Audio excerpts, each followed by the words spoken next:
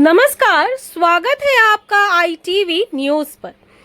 Gariahat hawkers union की ओर से आयोजित गणेश पूजा में बड़ी संख्या में लोग शामिल हुए। देवराज घोष उर्फ मीमदा ने बताया कि गणेश चतुर्थी से ही मां दुर्गा के आगमन की तैयारियां शुरू हो गई हैं। उन्होंने यह भी बताया कि 2026 के चुनाव का फोकस साल भर लोगों के साथ काम करने पर है। इस गणेश पूजा के दौरान हजारों लोगों के बैठने और खाने पीने की व्यवस्था की गई थी। इस कार्यक्रम में विधायक और मेयर पार्षद देवाशीष कुमार भी मौजूद थे। उन्हीं की कुछ झलकियां देख लीजिए आईटीवी न्यूज पर।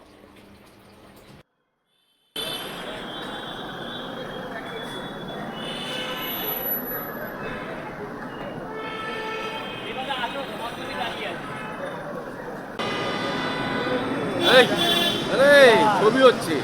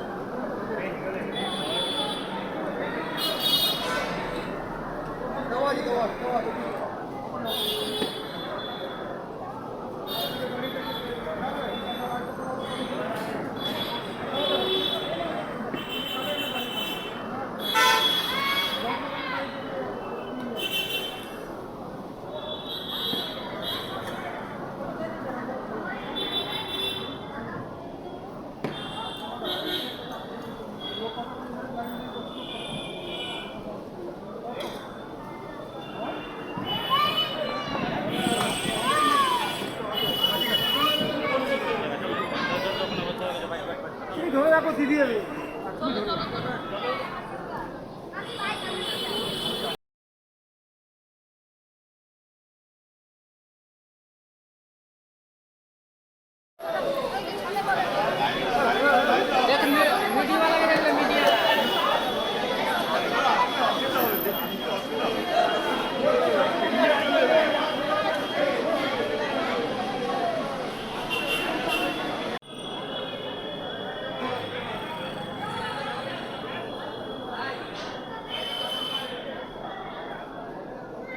আজকে গণেশ চতুর্থী, এক মাস পরে হচ্ছে দুর্গা চতুর্থী।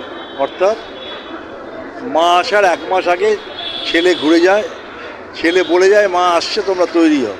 আর আমরা কতটা তৈরি সেটা মাকে গিয়ে বলে, ঠিক আছে। তো আজকে ছেলে যখন ফিরে যাবে কালকে, তখন বলবে গড়িয়াটায় হকাররা এরকম ভালো করে খাইয়েছে মা, সবাই প্রস্তুত আছে, তুমি চলে এসো। তা আজকে কতটা আনন্দ লাগলো এই সবার মধ্যে খাবার বিতরণ? এর থেকে বড় আনন্দ আর কিছু নেই। মানুষকে অন্ন তুলে দেওয়া বা অন্ন বিতরণ করা, এটা আমি মনে করি সব থেকে পূর্ণ কাজ। মায়ের ছেলে হিসেবে মমতা ব্যানার্জি যে ধারা অব্যাহত 2026-এ কতটা আপনার এই অঞ্চলে হবে? দেখুন, মায়ের আশীর্বাদ আমাদের মাথার ওপর থাকবে, বিশ্বাস আমার আছে। বাংলায় আমাদের মমতা বন্দ্যোপাধ্যায়ের বিকল্প এখন কিছু নেই। এই বাংলার মানুষ, আমি নিশ্চিত তারা মমতা বন্দ্যোপাধ্যায়কে আশীর্বাদ করবে।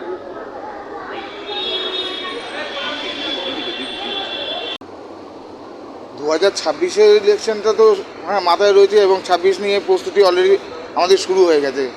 আর যেটা হচ্ছে মায়ের আগমনী, সেটা শুরু হচ্ছে গণেশ পুজো থেকে শুরু হয়।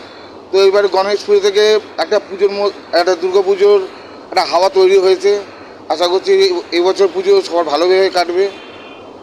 আর ইলেকশন যেটা আছে, ইলেকশনের প্রস্তুতি আমরা ইলেকশনের ডেট ডিক্লেয়ার করলে পরে করি না, আমরা সারা বছর ধরে ইলেকশনের প্রস্তুতি করি। আমরা মানুষের জন্য কাজ করি, নেত্রী যেটা শিখিয়েছে সেরকমভাবে সারা বছর মানুষের কাজ করা হয়। সারা বছর মানুষের জন্য কাজ করছে, তাও কিছু কিছু গোষ্ঠীদ্বন্দ্ব রয়ে গেল।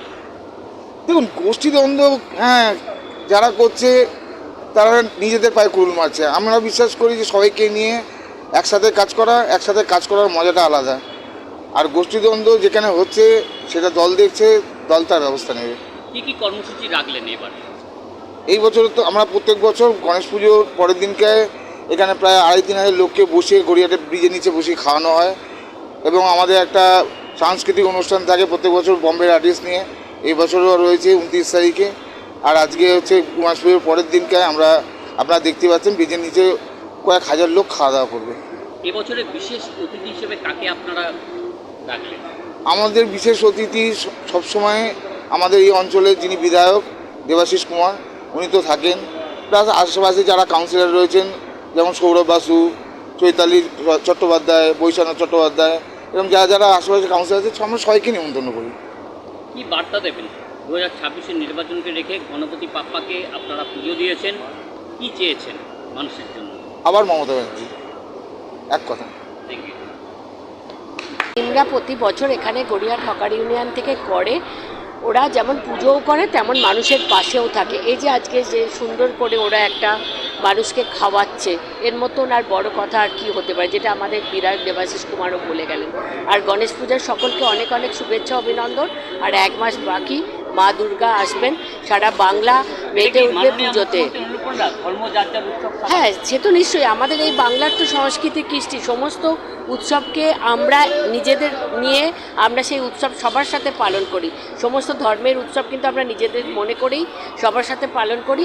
আর এটা মমতা বন্দ্যোপাধ্যায়ের জন্য আমরা এই বাংলায় সবাই মিলে একসাথে মিলিতভাবে সমস্ত উৎসব পালন করতে পারছি। কিছু মানুষ উল্টে যাচ্ছে, মমতা ব্যানার্জি এত কাজ করার পর, এত প্রকল্প করার পর ওরা তাদের না কোনো প্রভাব নেই। মমতা বন্দ্যোপাধ্যায় আবার চতুর্থবারের জন্য মহিলা মুখ্যমন্ত্রী হয়ে আমাদের এই বাংলায় আসবেন। উনি যে কর্মকাণ্ড উন্নয়নের রথ নিয়ে যাচ্ছেন সেই রথ আবার চলবে।